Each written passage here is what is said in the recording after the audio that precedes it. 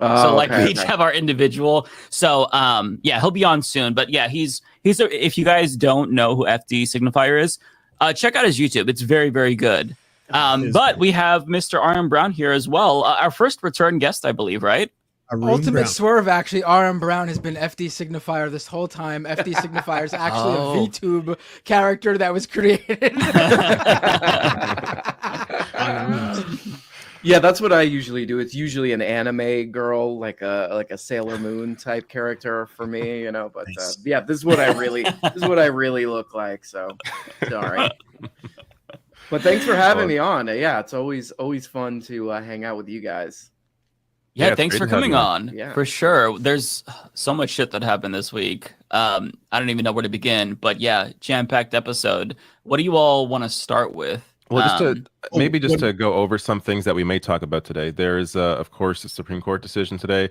There is, I got a couple of clips that I find interesting from Dylan Mulvaney, who's finally come and broke her silence for the first time since all the Bud Light shit went down. Let's start with this heavy stuff first, and then we could have a little bit of lighter fun, I guess. With some Sure, of these other that sounds good to me. Let's talk about this SCOTUS decision, because it's I guess I could have saw it coming. It's a very it wasn't a divisive decision whatsoever from the Supreme Court. It was right down the political ideological line. 6-3 decision, affirmative action in Harvard, and what was the other school? I don't remember. It was a public institution, though, wasn't it? North something. It was one of the Norths. So North Carolina. Right. See, this I think is North why, Carolina, this is yeah. why Ole, the lawyer, should have been here too. I mean, we really I covered it lost- today, and I We forget. need, what our, it's about. we need our multiple- defense attorney. Right. No, it's really multiple levels here. But I mean, it's what can you say other than the fact that the right wing is celebrating this? They truly, really do believe that all their children who didn't get accepted into Ivy League schools and other elite colleges, the only reason that could be is because affirmative action gave their kid spot to a black or Latino person who they feel does not deserve to be in that spot. But I tweeted this out first thing because it's not going to change a thing when it comes to the right's perception of who gets accepted to schools.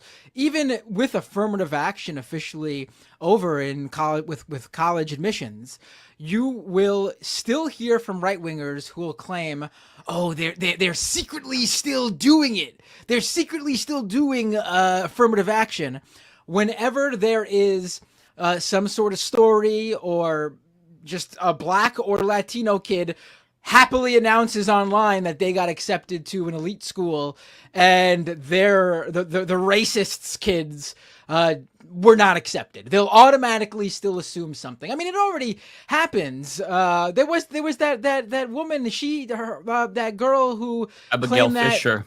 yeah, it literally already happens, even when affirmative action is not even possible in a scenario where they complain that they or their kid did not get into a college. I mean, the one thing I hope that maybe this does is I really do hope that, and it's not going to happen, but you know, my best case scenario, Mr. Brightside over here, I really do hope this would be like a chip in the idea that these elite colleges and Ivy League schools actually matter. They actually determine who is really smart or who deserves a high paying gig, because, you know, some of these fucking tech VCs who seem to, you know, have an opinion on everything and run everything, they're all from, elite colleges and schools and universities.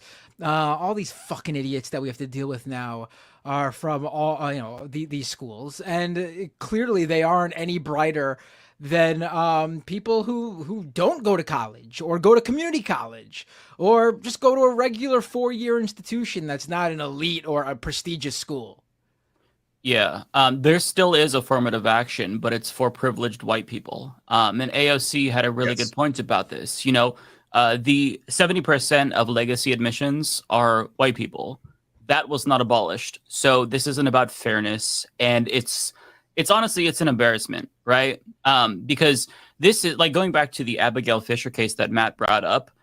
This is what white people and racists, quite frankly, have been using as an excuse for their own mediocrity, right? Abigail Fisher is somebody who did not get into the University of Texas in Austin after her daddy went, after her big sis went. And so rather than realizing that she didn't perform in the top 10% of her own class to get in herself and was insufficient, she claimed it was due to racism. She was a white woman, and the whiteness is what sunk her ultimately, because we know that being white in this country is very, very bad. And this is the way that it's always been, right? I think that David Dole shared a great article from Elie Mystal, where he talks about how he was there in college, and then this white person whose name was on a fucking building was telling him how he basically got there, didn't deserve to be there. It's just, it's so ridiculous. Like, there's this assumption that affirmative action is to favor mediocrity, somebody who doesn't work better, when that's not it. Like, people have this perception of affirmative action, which is insane to me, that it's like, okay, well, this white kid with a 4.0 GPA, he's going to get denied. So this black kid with a 2.5 GPA gets in. That is not how it works. That's never been how it works. The way that it works is race can be one of many factors after the initial factors are first discussed. And it could be seen as a benefit, not the main thing. So there's extracurricular activity, SAT scores, your GPA. And then also, for the first time, they can use race as a positive as opposed to a negative, which is how it's been historically, where it's like, okay, well, this person is from an indigenous community. They've been historically left out. We could bring them in. But because that threatens the, racial hegemony of white people in this country, they just couldn't accept it. And the irony of this whole fucking story is that, do you want to know who benefits the most from affirmative action? White people. White women. Yeah, white women. Yeah. And it's not necessarily bad, because gender inequality is an issue. Women have been historically been left out of education and employment. So ironically, like, black people are getting blamed by conservatives, right, for affirmative action and whatnot, when in actuality, they didn't benefit as much. Like, affirmative action, it's a meager attempt to right this historical wrong. It didn't really do a lot to add inclusion. So we need to go further, but we're going backwards. Like, we can't even have fucking baby steps in this country. It's really honestly frustrating. I got the study in front of me right now, and this is from, it's been published now by NBC. It says, study from Harvard finds 43% of white students are either legacy athletes related to the donors or the staff. And that number drops dramatically for Black, Latino, and Asian American students, with less than 16% each coming from those categories, the study said. So there is already affirmative action, but it's affirmative action in kind of like nepotism and, hey, you were here, your dad was here. He was a bad person. But you hopefully won't be. You'll be good. And we should be clear that this deals specifically with race-based admissions, as opposed to, right. So this actually doesn't, this doesn't. So the idea, I saw some people replying to Ole. Ole brought up how white women benefit from affirmative action. This doesn't touch that. This is specifically about race. So right. It is a specifically racist decision here. And I also saw there's some idea out there, because Roberts in the decision said that actually there's still a lane for schools to allow this sort of affirmative action, just not in the way it's been done.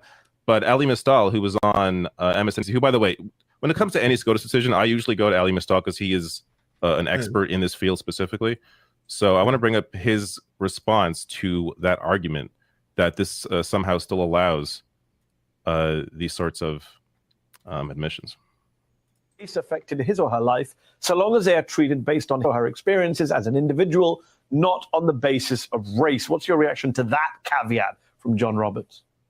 That John Roberts is one of the most successful political animals in our system, and he put that line in there explicitly to confuse the press as to what he's doing. The incongruity of that statement should be obvious. He's saying that colleges can care about diversity, but he's taking away the way that colleges care about diversity, right? He's taking away the actual policies and programs that allow colleges to do what Roberts says they can totally do if they want to, right? So again, it's a feint. It's a way to kind of shape the narrative in the press.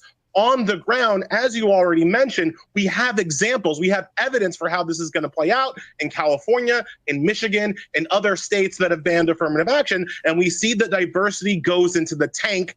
And that's what Roberts wants. That's what these 6 conservative want. They don't care about the diversity. They don't